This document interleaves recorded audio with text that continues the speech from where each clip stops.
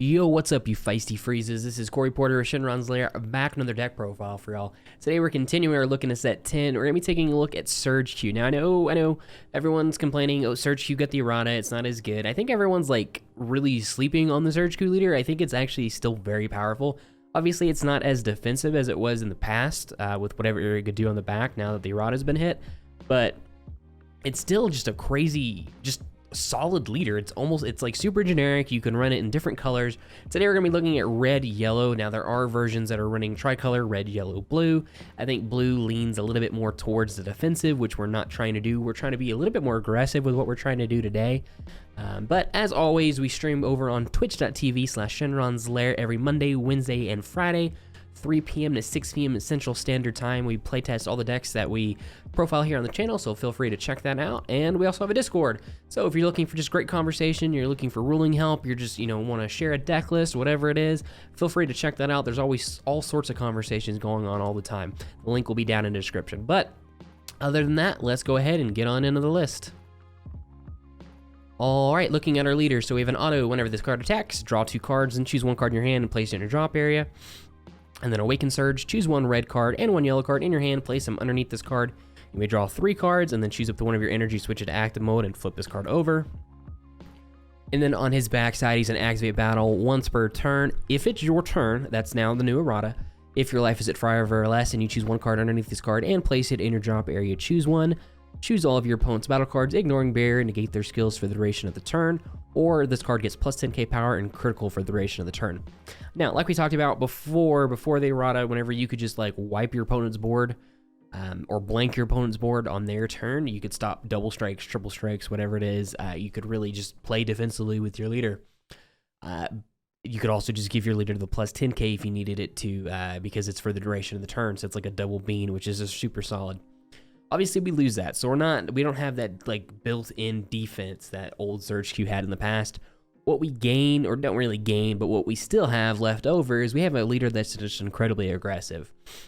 We have a leader that's able to draw a lot of cards on the front. It's red, yellow, so it gets access to just like a lot of really strong, solid cards. And then on its backside, you're swinging in as 25k crit, which then you can add double strikes out of that, and so on and so forth. So you're able to apply a lot of pressure there. Like I said, I do think the leader's being slept on, or just at least not being talked about nearly enough. I think people kind of forgotten about it now that the errata's hit. Unfortunately, it's not like Piccolo, where Piccolo just got errated to nothingness. I think Surge Q is still very solid. Obviously, it's not as strong as it was before, but I think with the current format, I think it still has a lot to offer.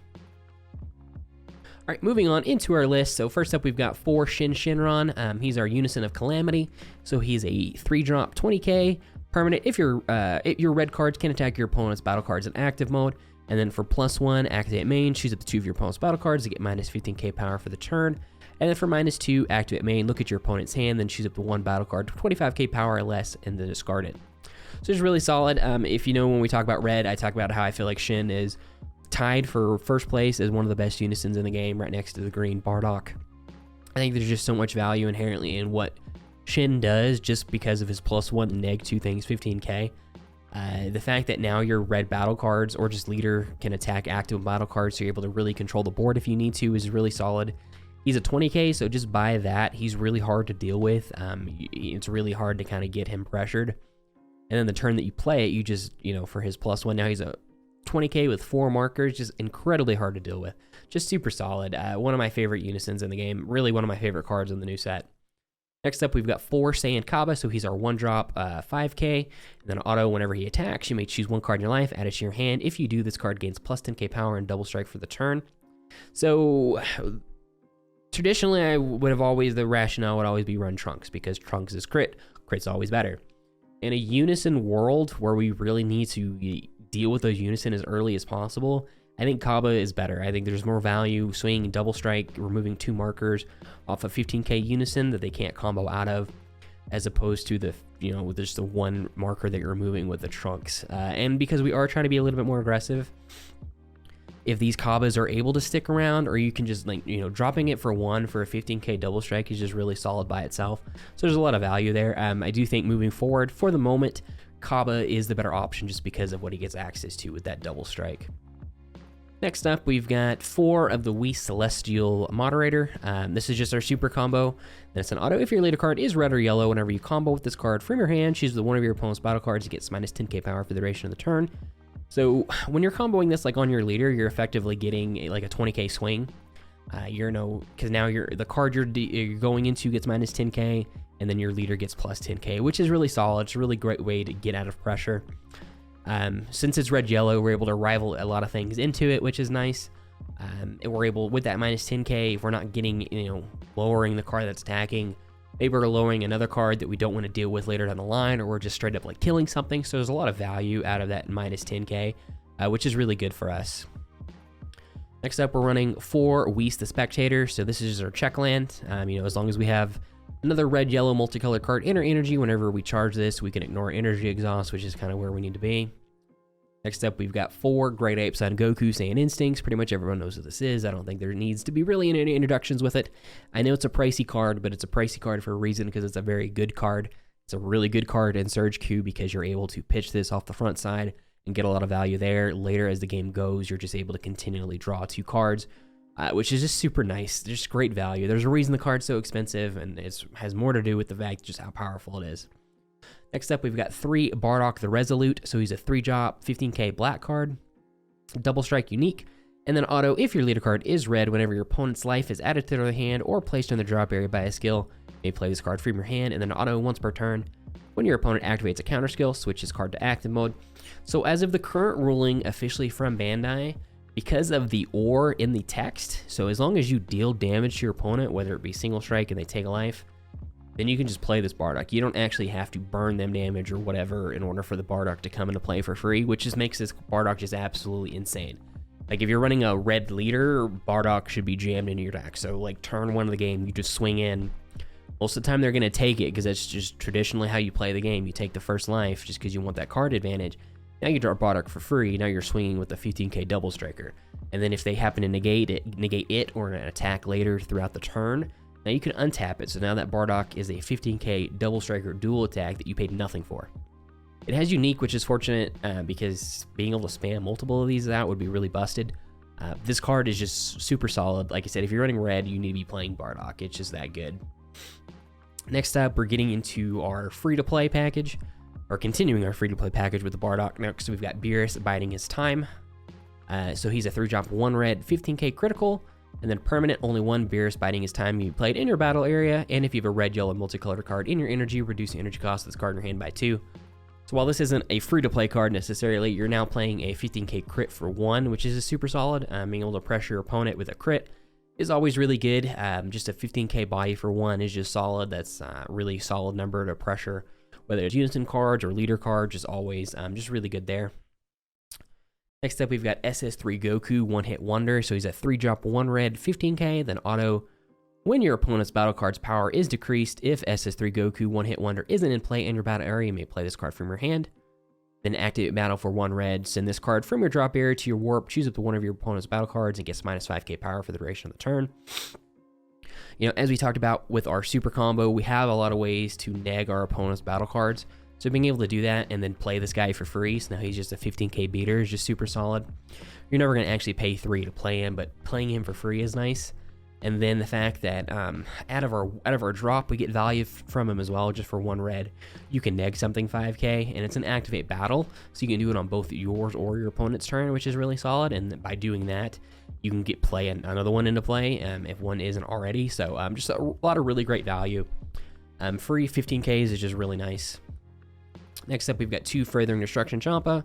Pretty much everyone knows what this is. This gives a battle card or a leader or a Unison plus 10k and double strike, which is nice. It's really good with our leader on the backside because now he's a 25k crit. You put this into, so now he's a 35k double strike crit for 1 energy, which is really nice. As we'll get into a card in a little bit, we can kind of close out the game just with this additional double strike. Next up, we've got 3 Yamcha Merciless Barrage. So he's a 3-drop, 1 red, 15k, and then counterplay. You can't activate counterplay skills for the duration of the turn. And then choose up to 2 of your opponent's battle cards to get minus 15k power for the turn, then play this card. And then permanent, if you have a red Unison card with 2 more markers in play, you can activate this card's counter skill from your hand without paying its energy cost. So this is just a really great way to help control your opponent's board. It's a free play as long as Shin's in play and he's got 2 markers or more. So then you can neg 2 things 15k. Now, you do have to pay attention to, because traditionally with these counterplay battle cards, their effect is part of an auto, whereas this one, the effect is part of the counterplay. So let's say your opponent plays a card. You can counterplay the Yamcha, but the card being played, you can't neg if it's a traditional hard cast card. Now, if it's a card that has some type of special summoning where you can play it off of an effect or whatever it is, then it creates a second counter window. If you were to, within that second window, play the Yamcha, then you could neg the card coming into play. But traditionally, just a hard casted battle card can't actually neg it with the Yamcha. You could neg 2 other things on the board, but just the card coming into play, you can't neg. So it is something to pay attention to. It makes it not as good as the other free-to-play counterplay cards with the Unison effect that are in the set, but I do think it's still strong enough to really warrant playing in the deck, just because there is a lot of value just negging 2 things 15 and then getting a 15k beater just for free. Next up, we've got 1 Swift Retaliation Cooler. So he's a 3-drop for 3 yellow. He's a counter. If your leader card is yellow, negate the counter and play this card. And then auto, whenever you play this card, draw 1 card. Then if you have 6 or more cards in rest mode, draw 1 more card. So this is just the turns that we kind of want to end the game, whether it's with a double strike or what, and then you just pull out a negate out of nowhere. Then you can just Swift Retaliation Cooler, get rid of the negate, and then dump the hand, going for game, which is just really one of the coolest ways to win the game. If you have access to a yellow leader, this card is just super solid. If you ever get to the situation where you can draw multiple cards off of it too, that's a really great situation as well. Next up, we're running 4 Topo Righteous Aid. Pretty much everyone knows what this is. This is just one of the better negates in the game. It's a 4-drop, 1 red, 20k, counter attack. Choose one other card in your hand, place it in your drop area, then negate the attack and play this card. And then permanent, if it's during your opponent's turn, reduce the energy cost of this card in your hand by 2, so it costs 2. Then auto, if it's your opponent's turn, whenever you play this card for the duration of the turn, your opponent can't attack unless they choose cards from their hand, unless they choose 2 cards from their hand, and place them in their drop area each time. This is a really great way for decks that like to go really wide or really aggressive. Just drop a Topo and typically the turn ends. It's really great for like VJax. This is a great way to kind of extend the game, which is sometimes, a lot of the time, that's all what you really need, is just to extend the game another turn or maybe another 2 turns to kind of really get into what you're trying to do. And then dropping just a Topo is just a really great way to do that. Plus he's just a 20k that can apply pressure as well, which is solid. Next up, we've got 4 grade 8 Bardock Raiders Warcry. He's a 4-drop, 2 blue, 20k, double striker, combo for 2 for a 10k, and then auto, if your leader card is yellow, at the end of the battle in which you combo with this card from your hand, play this card. And then auto, whenever you play this card, draw 1 card, then choose up to one of your opponent's battle cards and switches rest mode. Another one of those cards, it doesn't need a whole ton of explanation. He's just a great 2-drop, 20k, double striker is just really solid by itself. Plus he taps something down and then draws you a card. In a lot of matchups, just being able to defend with this and then drop it, and then you effectively get another negate by tapping down a battle card, so now it can't swing, and then you get the card draw. There's a lot of really good value there. Just a really solid card. Again, if you're running yellow, it's one of those cards you definitely want access to. Next up, we've got 2 Super Saiyan Vegeta Exploiting Weakness. So he's a 5-drop for 1 red, 19k, counterplay, play this card, then permanent, if your leader card is red, reduce the energy cost of this card in your hand by 2. And then auto, whenever you play this card, choose all of your opponent's battle cards and get minus 20k power for the duration of the turn. And if it's your opponent's turn, choose one of your leader cards, it gets plus 5k power for the duration of the turn. So this is a really great, again, similar to the Topo, if your opponent's going really wide or really aggressive, you just drop this, blow up their board now, then you don't have to deal with it. Again, if you're doing it on your opponent's turn, now you get a Sensu Bean-like effect, so now your leader is 20k defensively, which is really solid. Just a kind of a great way to handle wide boards. Next up, we've got 4 Beerus, No Holds Barred. So he's a 5-drop for 2 red, 2 yellow. He's a 25k, a rival for a red, yellow, and a red, yellow. Energy Exhaust auto, whenever you play this card, choose one, and then you choose up to one of your opponent's battle cards with 30k power or less and KO it. Or you choose up to one of your opponent's leader cards or battle cards in rest mode, ignoring barrier, and that card can't be switched to act mode until the start of your next main phase. So just in general, for 2, getting a 25k into play that can, tap something down for a turn, or even just blow up something is really solid. There's some combinations that you can work with your leader. If you're on the backside, you can use his minus effect to, neg the board so nothing has barrier anymore, and then you can arrival into this Beerus and kill something that previously had barrier and just kind of get that off the board that you don't have to deal with it. Just 2 for 25k is very solid. And one of the best things about this card is the next card moving up, and that is SS4 Sengoku, a Heartfelt Plea, which we're playing 3 of. So he's a 5-drop for red and 2 yellow. He's a 30k triple striker with Offering. And then auto, choose one of your red battle cards with 25k power or more and place it in its owner's drop area. Then whenever your leader card activates, Awaken. If SS4 Goku, a Heartfelt Plea, isn't in play in your battle area, you may play this card from your hand. So it's just a great way to kind of close up the game. He's just a big bomb, 30k. Triple Strike, and then Offering is just really solid too. So that either take a life or you draw 2 cards whenever this card's played. You can sack the Beerus off of this in order to get the Heartfelt Plea into play. So you do need to see the Beerus in order to get the Heartfelt Plea out. But with as much as we're drawing on our front side, we're typically going to be able to see the Beerus. Whenever we get into turns where we can get the Heartfelt Plea out, like on our opponent's turn, or even on our turn if we absolutely have to, it's just like a really great way to kind of close out games and apply a lot of pressure. Which is really solid there. Next up, we've got 1 Maru Crater Absorbed. So he's a 7-drop, 30k, Overwhelm for 4 for 1, Deflect. And then auto, whenever you play this card using Union, your opponent chooses 3 cards from their hand, send them to their warp, and this card gains double strike for the duration of the turn. That's irrelevant for us. We're only ever going to be playing this card with Overwhelm. And then auto, whenever this card attacks, this card gains plus 5,000 power for every card in your warp.